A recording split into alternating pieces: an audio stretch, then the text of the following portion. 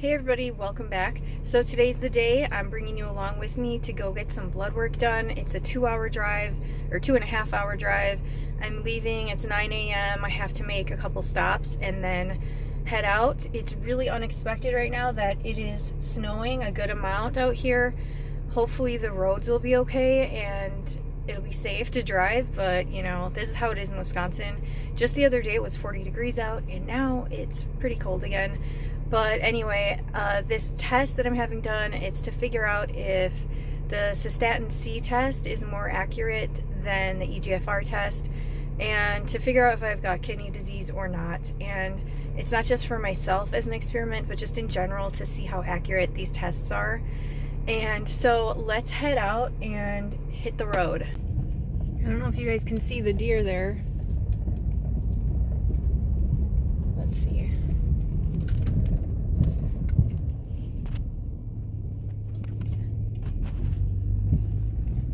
The roads are really bad, really crunchy, crusty ice, just pure ice basically. But hopefully the main road will be fine. It probably will be. And so this is what it looks like after leaving my house and driving for a few minutes. It's a pretty desolate area, but there are houses around. Hey guys, so I had the blood work done and thankfully everything went extremely well. The lady was super friendly, really nice, and everything was fine. It was really surprising because the reviews were so absolutely terrible. Now I'm in the Walmart parking lot and man, this store was busy. I'm not used to seeing so many young people either. So I'll keep you guys posted. I need to go find Jimmy John's. This is my favorite area of driving on the way home. I'm like 40 miles from my house. I just love this little wooded area. It's really pretty. So today, this video is going to give you an update on the kidney-related blood work that I had done a couple of weeks ago. It took a little while to get the results. It was supposed to only take a few days, but there was a little issue. But I wanted to tell you guys I'm really surprised by the results. Like really surprised. And so I'm going to go over that and share the results with you guys. But before I do, I just want to tell you one thing. Before I had this blood work done, I'm not sure exactly why I did this, but I stopped taking all of my supplements about 3 or 4 days before having the blood work done. And I just had a feeling that it might affect the levels, because I know for a fact that if you go in and you've taken ibuprofen or Tylenol, those are like the worst. The day of having this kidney function test done, your levels will be significantly lowered. And it will be temporary. Hopefully it won't cause any permanent damage, but it's usually temporary lowering of your eGFR. So I was thinking maybe there's something to that, and maybe I should just stop my supplements 4 days before. So I did that, and I also just made sure I was hydrated. The place that I went to, I couldn't get in until noon, so I actually had to fast until noon, which is quite a while for some people. It was quite a while. And so I went in there and I had the blood work done. I paid out of pocket, and for anybody interested, I used this website called Ulta Lab Tests. It was kind of new for me. I haven't used this one before. It was pretty good because they have locations where you can get blood work done if you aren't near a LabCorp location or a Quest location. So that was very helpful. In the past, I would order blood work online from DHA Labs.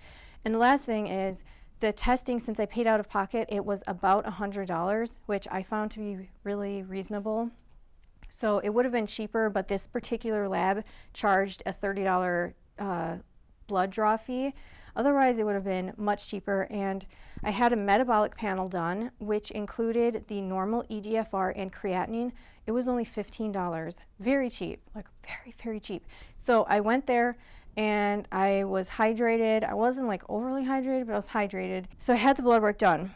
The results really surprised me. So to get right to it, before I forget, I should remind people, the last time I had my eGFR tested, it was 55, and it normally hovers close to 60. So 55 was like the most concerning one I've ever had, where if you have that for at least 3 months, they'll tell you that you're in stage 3 of kidney disease, and that's not good. It's not good. So the levels go from 0 to 120, which makes no sense because that means you have 120% kidney functioning, which is just astounding. And to have 55 is not ideal at all at my age. And so Like I said, last time was 55. I have a whole chart of all this blood work. I've had this test done dozens and dozens of times over the recent years, and like I said, it's always hovered around 60, but occasionally it will go into the 70s. Once it was 97, and that was like in 2013.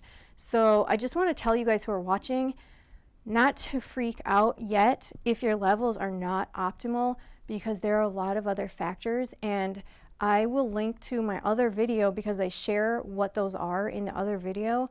There's so many factors that can make you think that your kidney levels are terrible when they might not be. And these are things that doctors did not tell me. I learned it through reading medical studies and research. So now I'm going to tell you guys, I had it done and my level came to, sorry, I need to find this, 96. 96. Now, I need to say that I'm not 100% positive that it is 96 because there are a handful of medical calculators that are used by different facilities to try to calculate your eGFR, which is based off of your creatinine level. Some people also based on your age, your weight even, and that might be even more specific. But overall, from one of the calculators, it came out as 96. The other calculator said 87. I will take either of those numbers because both of them are so much better than 55, and even 87 is really, really good to me. To some people, I know it's not, but so somewhere between 87 and 96, and to me that was extremely, extremely surprising, and I was so anxious and curious about getting my results, and I couldn't believe it. But that wasn't the thing that I was most interested in. I was most interested in getting my Cystatin C test results. Now that came back as 104, 104% kidney function. That's really, really, really unheard of. And the Cystatin C test is supposed to be more accurate than the eGFR. It's not supposed to be as easily influenced by different factors and lifestyle choices and what you're eating and what you're doing and supplements and stuff. I don't think it's supposed to be as influenced by those things. Like I said, there's numerous medical calculators that are used by facilities, and they are available online. So if you just have your creatinine number, you can calculate quite a lot of these things. And I have checked where I was checking my calculated eGFR from my blood work at my normal VA visit, and I used the same online calculator and it came out with the same eGFR. So it seems like I'm using the right one, but I'm still not quite sure. And so I tried this other one. This other online calculator said my Cystatin C calculated levels were between 105 to 113. So to me, my kidney function sounds like it is perfect, and I still can't comprehend it. So I just have a couple takeaways from this. It's hard for me to trust even these levels. I'm super grateful. I'm super happy to have those levels. I feel like there's just something wasn't right when my levels were coming out so poorly. I personally believed that there's just something wrong with the test because I've had it so many times and the numbers fluctuate every single time. So I wanted to share that with those who are watching who've had some levels that weren't optimal, that were concerning you, because just don't trust this test. Number one, that's my takeaway. And number two is so many factors influence what that level is at the time of your testing. And so for me, I believe that by fasting until noon, my levels were just looking so good. Like maybe they're not normally that good. Maybe just at that time, they're just functioning extra well. I don't know. I'm only going to know by getting retested and doing something similar.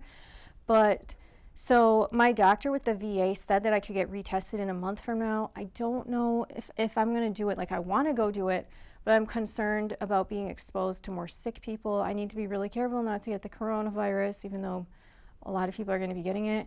So just for that reason, I don't know if I'm going to have it done. But if I did, I would do the same thing I did here, where I stopped my supplements 4 days before. I stay hydrated, but not overly hydrated. And then the difference is, though, they wouldn't have me fast until noon, so I would probably get there at about 9 or 10. And then it would be really interesting to see the results, to see if the fasting in itself was a big influencer of my results or not. But that's mostly what I have for you guys. I just want to tell those who are watching, I know there are a lot of people who are concerned Like, I've been really freaked out about it for a long time. I don't always think about it. I don't always stress out about it. But once I got this recent level of 55, it really did push me over to the, okay, I'm worried now. And so I'm so glad that I went to have this blood work done. It did really reassure me when I got it. It was like, oh my gosh, I was so happy. I was so excited. I wanted to do the video right away, but I just couldn't because of other things that were going on. And I feel that way, and I'm still really excited, but part of me is, oh, there's a bug. Holy cow. Okay, I don't know where it, I hope I got it out. Oh, okay. That's gonna have to be a blooper for the end of the video. I don't even know where I was at. I'm gonna try to finish this up. Okay, guys, but as a week or so has gone by, I'm still happy, but it's just, it really is hard to trust everything here. Maybe my number is really somewhere in between. Maybe my number is really like 85 to 90 or even 90 something. Whatever. I'm like really happy to know that it's a lot better.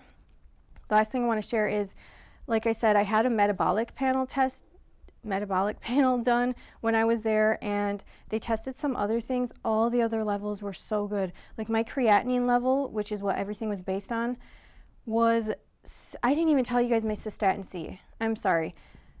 My Cystatin C level was 0.72. When you use the calculator to figure out what your calculated like GFR level is based on your Cystatin C test plus creatinine, that came out as 104. I'm sorry, I should have clarified that earlier. And the last thing is my glucose was also tested, and it was 78. And to me, that was like the best it's ever been. And obviously it's because I fasted till noon, but it seemed pretty amazing to me.